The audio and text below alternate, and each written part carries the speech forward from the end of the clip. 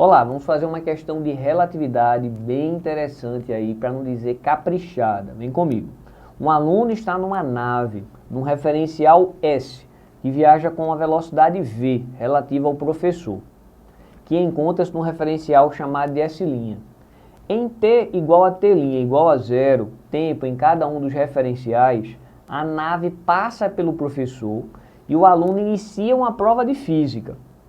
Em um tempo tal, um pulso de luz é emitido pelo aluno até o professor. É refletido e volta à nave, quando então a prova é encerrada. Sabendo que a velocidade da luz é c e que esse gama é o nosso conhecido fator de Lorentz, a duração da prova no referencial do professor será quem? Olha só como é o esquema, hein? Vê que questão interessante. O lance é o seguinte: nós temos aqui uma nave. Nessa nave encontra-se o aluno. No momento em que essa nave passa pelo professor, que ele chamou de referencial S', lembrando que essa nave se movimenta com a velocidade v, nessa situação a gente diz que t é igual a t', que é igual a zero. Todo mundo aqui está alinhado, beleza? Então, vai se passar um tempo que foi chamado de tal. Esse tempo tal, eu vou imaginar que quem marcou foi o aluno.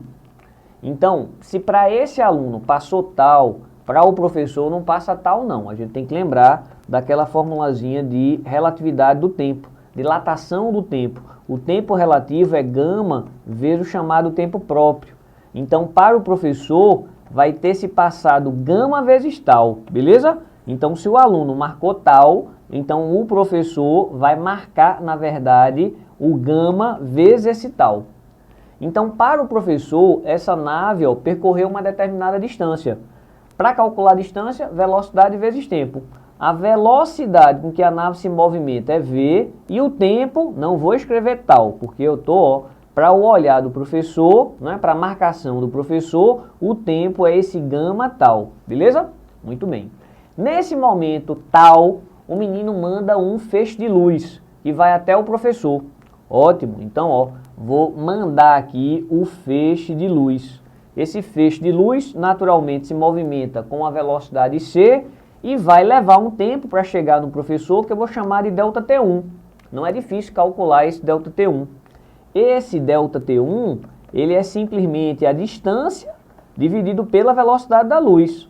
Essa distância que a luz percorreu é essa expressão aqui, v gama vezes tal sobre c. Deixa guardadinho aí esse ΔT1. Mas durante esse tempo, a nave, naturalmente, continua se movimentando com a velocidade v. Então, enquanto a luz vai chegar, né, no menino, a nave ela já percorreu uma distância a mais. Essa distância a mais é essa velocidade vezes o ΔT1. Agora, a luz que bateu no professor, ela vai ser refletida e vai voltar para a nave. Então, daqui que ela chegue na nave, ela vai gastar um tempo ΔT2.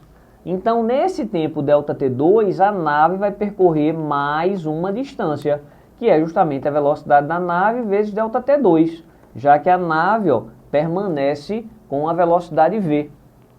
Então, quando esse raio de luz, que leva um tempo ΔT2 para chegar na nave, quando ele chegar, a prova terminou.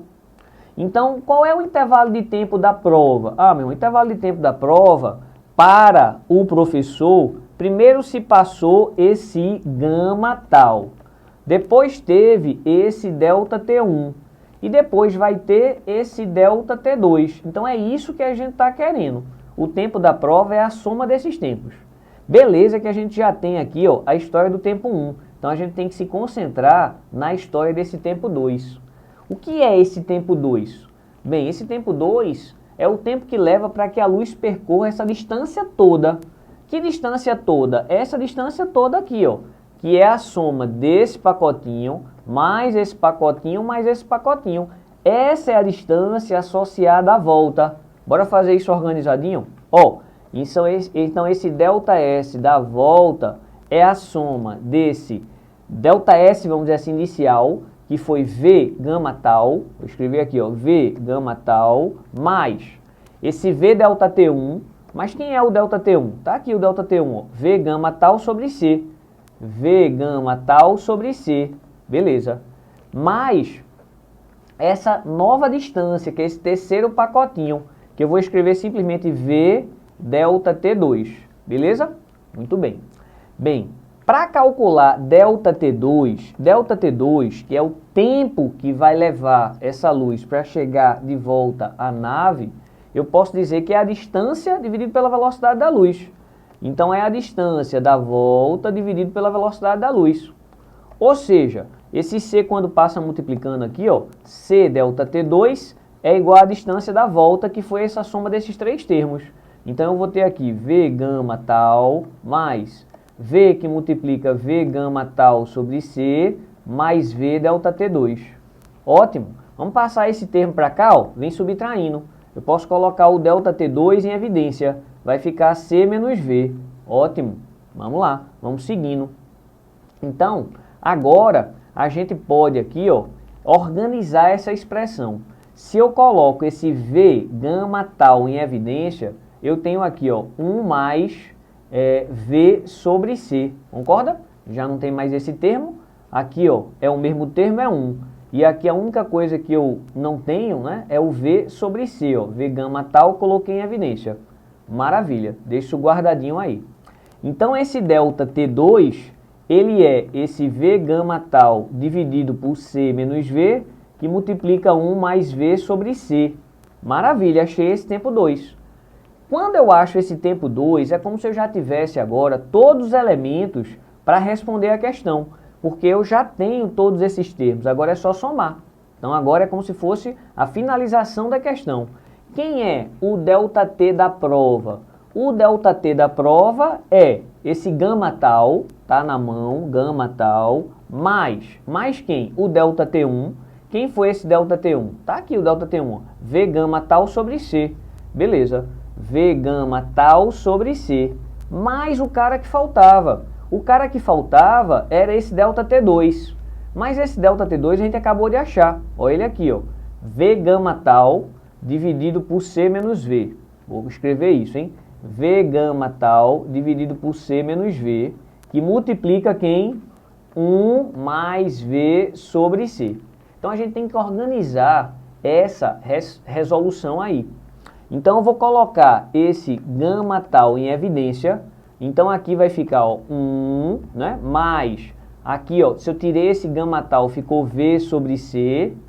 Aqui eu tenho, ó, V gama tal C menos V, e aqui eu continuo tendo 1 mais V sobre C. Ó que legal, eu tenho esse pacote aqui, ó, 1 mais V sobre C em dois lugares. Então eu posso colocar esse pacote 1 mais V sobre C em evidência. Vamos ver como é que vai ficar. Olha só, então como a gente falou, ó, bora colocar 1 mais V sobre C em evidência. Então, para dar ele mesmo, multiplico por 1. E como eu tirei esse termo aqui, ó, sobrou V sobre C menos V. Beleza? Muito bem. Agora é a gente trabalhar o que a gente tem aí. Então a gente vai ter aqui, ó, esse gama tal.